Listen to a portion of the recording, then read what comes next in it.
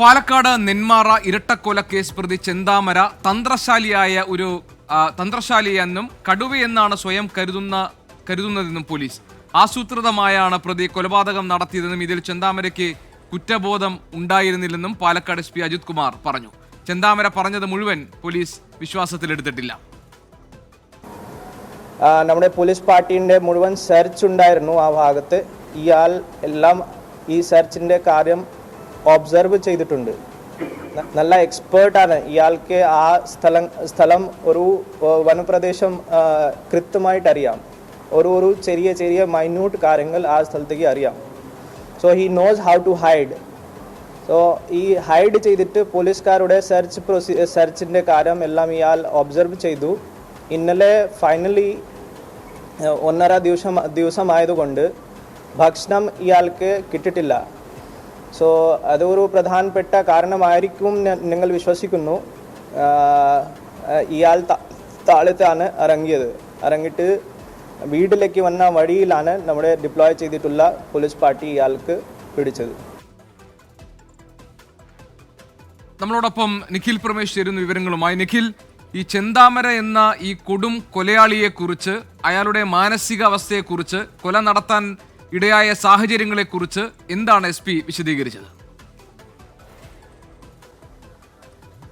ഗോപികൃഷ്ണൻ, വളരെ വിചിത്രമായി തോന്നുന്നു നമുക്ക് ഈ പ്രതിയുടെ ചില രീതികൾ കാണുമ്പോൾ കേൾക്കുമ്പോൾ. ഇന്നലെ ഈ നാടൊട്ടുക്ക് ഈ പ്രതിക്ക് വേണ്ടിയിട്ടുള്ള അന്വേഷണമാണ് നടത്തിക്കൊണ്ടിരിക്കുന്നത് എന്ന് പ്രതിക്ക് ബോധ്യപ്പെട്ടിട്ടും, അതായത് പ്രതി പോലീസ് സ്റ്റേഷനിലേക്ക് എത്തുമ്പോൾ അവിടെ ഉണ്ടായ കോലാഹലം കേരളം ഒന്നടങ്കം കണ്ടതാണ്. വലിയ രീതിയിൽ അവിടേക്ക് ആളുകൾ തടിച്ചുകൂടുകയും പോലീസിനെ പോലും അമ്പരിപ്പിക്കുന്ന തരത്തിലുള്ള പ്രതിഷേധമാണ് അവരുടെ ഭാഗത്തു നിന്നുണ്ടായത്. ഇത്രയൊക്കെ കോലാഹലങ്ങൾ പുറത്ത് നടക്കുന്നു എന്ന് ബോധ്യപ്പെട്ടിട്ടും നെന്മാറ പോലീസ് സ്റ്റേഷന്റെ സെല്ലിലേക്ക് ഈ പ്രതിയെ പ്രവേശിപ്പിച്ചപ്പോൾ ആദ്യം പ്രതി ചോദിച്ചത് ഈ സെല്ലിൽ ചോറും ചിക്കനും ഒക്കെ കിട്ടുമല്ലോ അല്ലേ എന്നാണ്. അതായത് പ്രതിയെ സംബന്ധിച്ചിടത്തോളം തനിക്ക് കിട്ടാൻ പോകുന്ന ശിക്ഷയെക്കുറിച്ചോ താൻ ഇപ്പോൾ ചെയ്ത കുറ്റകൃത്യത്തിന്റെ ഗ്രാവിറ്റിയെക്കുറിച്ചോ അയാൾക്ക് ബോധ്യമുണ്ടായിരുന്നില്ല. അയാൾ സ്വയം ഒരു കടുവയെ പോലെയാണ് അയാൾ കരുതിയിരുന്നത് എന്നുള്ളതാണ് ജില്ലാ പോലീസ് മേധാവി തന്നെ അല്പസമയം മുൻപ് മാധ്യമങ്ങളെ കണ്ടപ്പോൾ വിശദീകരിച്ചത്.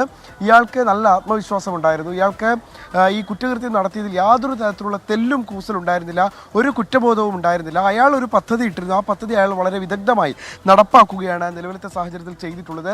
ഇതൊരു ആസൂത്രിതമായിട്ടുള്ള കൊലപാതകമാണ് എന്ന് പോലീസ് കൃത്യമായി മനസ്സിലാക്കുകയും ചെയ്യുന്നുണ്ട്. അതിൻ്റെ അടിസ്ഥാനം എന്ന് പറയുന്നത് ഈ ആയുധങ്ങളും മറ്റും പുതിയ ആയുധങ്ങളും മറ്റും വാങ്ങിയതിൻ്റെ ഒക്കെ പശ്ചാത്തലത്തിലാണ്. ഇയാൾ പറയുന്നത് അബദ്ധത്തിൽ ഈ ഹെൽമെറ്റിന് വെട്ടിയപ്പോൾ അത് കഴുത്തിന് താഴെയായി പോയി എന്നൊക്കെയാണ് പോലീസിന് നൽകിയിട്ടുള്ള മൊഴി. പക്ഷേ പോലീസ് അത് പൂർണ്ണമായി വിശ്വാസത്തിലെടുത്തിട്ടില്ല. പോലീസിനെ വഴിതിരിച്ചു വിടാനുള്ള ശ്രമങ്ങൾ, പോലീസിനെ മിസ്ലീഡ് ചെയ്യാൻ ഇയാൾ പല കാര്യങ്ങളും ചെയ്തിട്ടുണ്ട്. അതായത് ഈ വീട്ടിലൊരു വിഷക്കുപ്പി വാങ്ങിച്ചു വെക്കുന്നു, അതിലെ വിഷം ഒഴിച്ച് കളഞ്ഞ ശേഷം താൻ അത് കുടിച്ചു, എന്നിട്ടും താൻ മരിച്ചില്ല എന്നൊക്കെ പോലീസിനോട് പറയുന്നു. ആനയ്ക്ക് മുന്നിൽ, അതായത് കാട്ടാനയ്ക്ക് മുന്നിൽ നെഞ്ചും വിരിച്ച് താൻ നിന്നു എന്ന് പറയുന്നു. ഇദ്ദേഹം മലയ്ക്ക് മുകളിലായിരുന്നു താമസിച്ചിരുന്നത്, വനമേഖലയാണ്. അവിടെ ഒരു കാട്ടാന തൻ്റെ മുന്നിൽ വന്നെന്നും കാട്ടാനയ്ക്ക് മുന്നിൽ താൻ നെഞ്ചും വിരിച്ച് മുന്നിൽ നിന്നെന്നും പക്ഷെ ആന തന്നെ ഒന്നും ചെയ്യാതെ മടങ്ങിപ്പോയി തുടങ്ങിയ കാര്യങ്ങളൊക്കെയാണ് ഇയാൾ പറഞ്ഞിരുന്നത്. അതുകൊണ്ട് തന്നെ പോലീസ് കൃത്യമായി കരുതുന്നു തങ്ങളെ മിസ്ലീഡ് ചെയ്യാനുള്ള ശ്രമങ്ങൾ ഇയാൾ നടത്തുന്നുണ്ട്. ഇപ്പോൾ എൻ്റെ പുറകിലുള്ള ഈ ആലത്തൂർ DYSPയുടെ ക്യാമ്പിലാണ് ഈ പ്രതി ഉള്ളത്. എന്നിരിക്കപ്പോൾ പ്രതിക്ക് മറ്റൊന്നിനെ കുറിച്ചും അറിയേണ്ടതില്ല. ഉച്ചക്കത്തെ ഭക്ഷണം, രാവിലത്തെ ഭക്ഷണം, രാത്രിയിലെ ഭക്ഷണം, ഇത്തരം കാര്യങ്ങളെക്കുറിച്ചാണ് ഈ പോലീസ് ഉദ്യോഗസ്ഥരോട് ചോദിക്കുന്നത്. മറ്റു കാര്യങ്ങൾ, അതായത് അവർ ചോദ്യം ചെയ്യലിനെ സന്നദ്ധരാകാൻ വേണ്ടി പറയുമ്പോൾ ഭക്ഷണ കാര്യങ്ങളെക്കുറിച്ച് ചോദിക്കുന്നു എന്നുള്ളതിനപ്പുറത്തേക്ക് പ്രതിക്ക് ഒന്നും അറിയേണ്ടതില്ല. പക്ഷേ പ്രതി ഈ പക മനസ്സിൽ ഒളിപ്പിച്ചു വെക്കുന്ന വ്യക്തിയാണെന്ന് പോലീസ് കൃത്യമായി പറയുന്നു. ഇയാൾ ഈ കുറ്റകൃത്യം നടത്താൻ വർഷങ്ങളുടെ ആസൂത്രണം നടത്തിയിട്ടുണ്ട് എന്നുള്ള കാര്യം വളരെ കൃത്യമായി പറയുന്നു. ഒരു പക്ഷേ ജയിലിൽ നിന്നടക്കം ഇയാൾക്ക് ഇതിനുള്ള സഹായങ്ങൾ സഹ തടവുകാരുടെ പക്കൽ നിന്നടക്കം ലഭിച്ചിരിക്കാം. അവർക്ക് പല കാര്യങ്ങൾ അവർ പറഞ്ഞു കൊടുത്തിരിക്കാം എന്ന കാര്യങ്ങളൊക്കെ പോലീസ് മനസ്സിലാക്കുന്നുണ്ട്.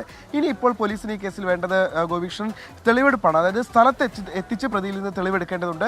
അത് പക്ഷേ പ്രാദേശിക എതിർപ്പുകൾ പരിഗണിക്കുമ്പോൾ എത്രയും വേഗത്തിൽ സാധ്യമാകുമോ എന്നുള്ള കാര്യത്തിൽ സംശയമാണ്. അതുകൊണ്ട് അത് നിഖിൽ പറഞ്ഞതുപോലെ തന്നെ പോലീസ് കസ്റ്റഡിയിലെടുത്ത് അടുത്ത തെളിവെടുപ്പിലേക്കാണ് കടക്കാനുള്ളത്. നാട്ടുകാർ വളരെ പ്രക്ഷുബ്ധരായി നിൽക്കുന്ന ഒരു സാഹചര്യത്തിൽ തെളിവെടുപ്പ് എങ്ങനെ നടത്താൻ കഴിയുമെന്ന ഒരു പ്രശ്നവും പോലീസിന് മുന്നിലുണ്ട്. ഏതായാലും വിചിത്രമായ ഒരു മനോനിലയുള്ള പക ഉള്ളിൽ സൂക്ഷിച്ചുകൊണ്ട് നടക്കുന്ന ഒരു പെരുമാറ്റമാണ് ഇയാൾക്കുണ്ടായിരുന്നത് എന്നാണ് SP വിശദീകരിച്ചിരിക്കുന്നത്. പോലീസിനെ തെറ്റിദ്ധരിപ്പിക്കാൻ ചെന്താമര പലതരത്തിൽ ശ്രമിച്ചിട്ടുണ്ട് എന്നും SP പറയുന്നു. ഏതായാലും അയാൾ പറഞ്ഞ കാര്യങ്ങളൊന്നും മുഖവിലക്കെടുക്കാനോ വിശ്വാസത്തിലെടുക്കാനോ പോലീസ് തയ്യാറായിട്ടില്ല എന്നാണ് നിഖിൽ പ്രമേഷിന്റെ റിപ്പോർട്ടിൽ നിന്ന് നമുക്ക് വ്യക്തമാകുന്നത്.